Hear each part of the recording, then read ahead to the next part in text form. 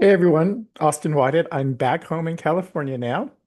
And today, so by the way, you can see Libby there. That's where she purchased when I'm on my computer and at home.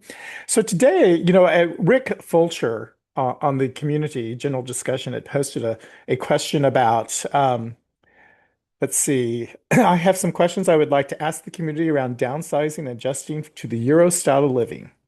And I had posted a response there, but what it got me doing was thinking, it's like I have a lot of things in my life right now that I use, and they're not going to work in Spain.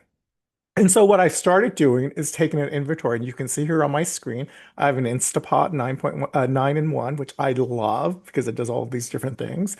A mini rice cooker, a bullet blender, a full size, all these different appliances. And what I did was I asked ChatGPT to do these appliances that I currently have. And in some cases, I took a picture and uploaded that into ChatGPT and said, does this work under the Spanish voltage?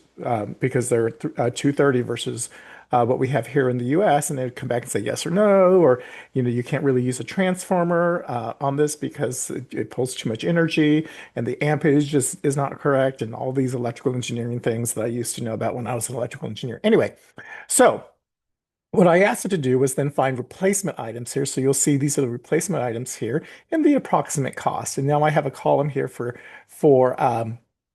priority. So I can think about the priority. And I asked ChatGPT then to create this Word document for me and format it in the way that I want it formatted. So this is what it created automatically for me. And this is what it put together. So now I have an inventory and I will keep updating it as I have other things. Like, for example, there's lamps and printers.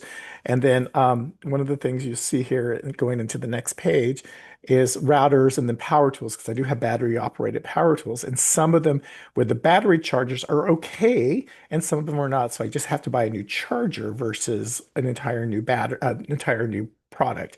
But anyway, so this gives me an inventory and then I can prioritize it. Yeah, this is a must-have versus a nice to have. So for example, you'll see here I have an espresso machine that's going to be a must-have.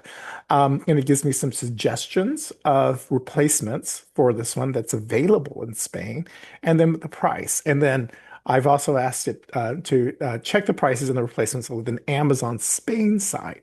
So anyway, just thought I would offer this up as part of your transition, is that if you're still back here in the US, start doing an inventory of those electronic appliances and things that you use so that when you go to Spain, you not only know what you need like right away versus what you're going to get later, but you also can plan for your budget. Anyway, hope this helps and have a great rest of your day.